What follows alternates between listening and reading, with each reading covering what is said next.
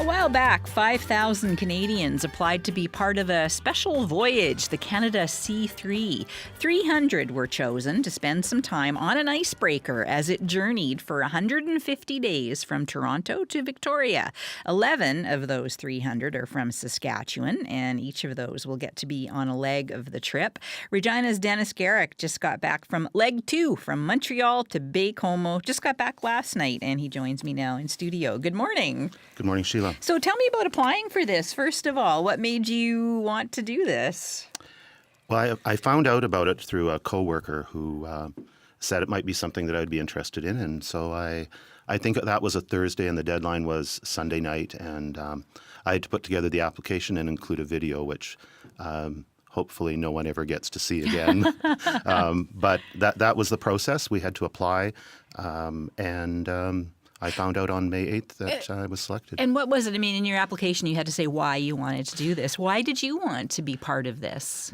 This expedition has 4 themes to it: diversity and inclusion, youth, environment, and reconciliation. And in the application, you had to write a bit of an essay about one of the themes and what that connection was to you. And the theme that I chose was reconciliation, and so that was why? Why is that something that's on your mind? I think that it's important for all Canadians to have a better understanding of our history than we may have learned in school, and I'm hoping that I can become more educated so that I can share that information with other people. And so that was kind of the theme of that little essay, was how I wanted to learn from Indigenous people and be able to share that information with other people and share some of that history, I guess.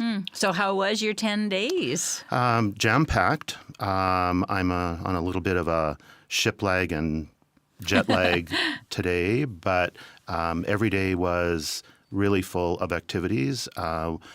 They were not activities that would be your typical tourist activities. We were able to go behind scenes in many places and participate in activities that were set up by the C3 like organizers. What were some of the things that were highlights for you? We got to go to one of the learnings for me, in addition to some of the Indigenous communities we went to, was just the St. Lawrence River and its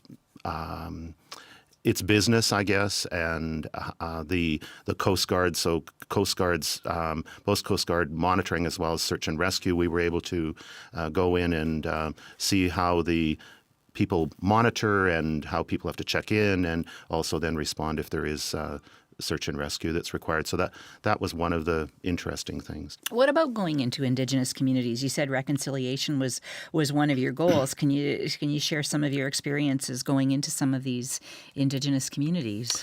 We got to go to 3, Kahnawake near Montreal, Wendake, not far from Quebec City, and then Isipit, a little bit north of Quebec City.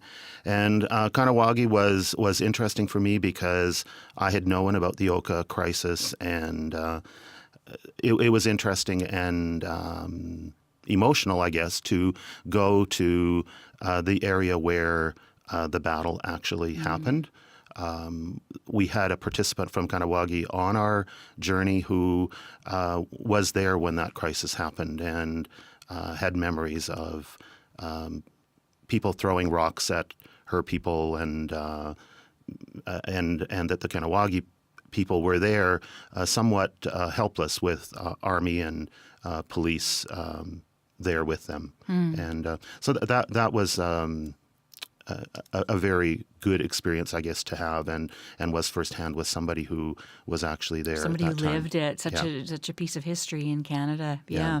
What other, when you think back, what other moments and stories will stand out for you? One of my other learnings, I guess, was that I didn't realize that whales came into the St. Lawrence, although I guess, the river and the ocean have to meet at some point.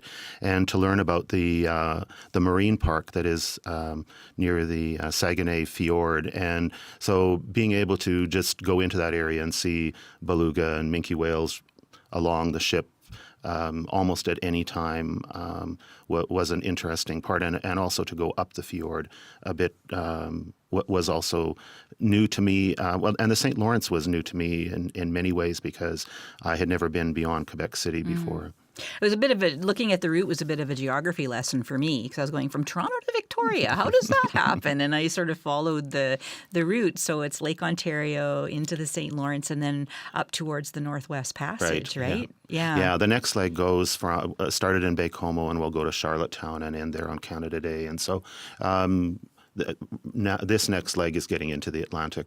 Are you a little bit sad you won't get up to the Northwest Passage? I am a bit. It was one of the legs that I had hoped I might get on, but I was glad to be on the leg from Montreal to Baie-Comeau, and I was honored to be selected and humbled to be with the other 21 participants that were on this journey. You had some musicians on there too. Yeah, and not just any. Well-known musicians.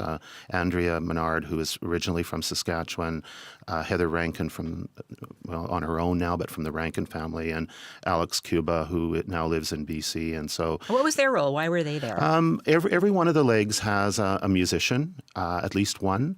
We were fortunate enough to have three, and part of it is just that exchange again, I think, between artists and music, and with the other people that are on the journey and with the communities we go to. And we also had a visual artist, a photographer. We also had other participants who were very good photographers. And so those are just sort of some of the identities of some of the people who were on it. And they wrote and recorded a song. They did. We've got a request in. And when we get that song, we'll certainly be playing it about this voyage. Right. And they wrote it, and the whole group sang it. They sing some of the lead parts, and then everybody else joins in for the chorus. So you set out to be part of the process of reconciliation. That was your goal in your application. How are you going to take your experience now and follow through and be part of reconciliation in Canada? Well, I certainly have more research to do about some of the communities I went to, but I certainly got a taste and some of the history and the current lives of those people in those three Indigenous communities that I'll be able to share with other people.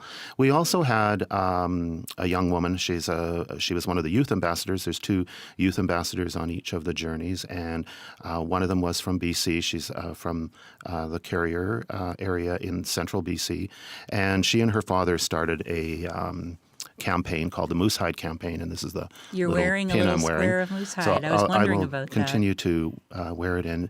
She and her father attended a conference a few years ago, and it was on violence and abuse, and the participants were primarily women. And so they decided that there needed to be a greater awareness, and there needed to be an awareness amongst the male population about the incidents of abuse and violence in communities. And so they now have distributed 500,000 of these Moosehide squares and are just promoting the concept of increasing awareness and discussions that violence and abuse against women and children is not good, and people need to talk about it and correct that. So that's another thing that I will continue to carry on. All right. Well, thanks so much for coming in. I know you probably haven't even unpacked yet, but what a great experience, and we really appreciate you being willing to share it with us. Thank you.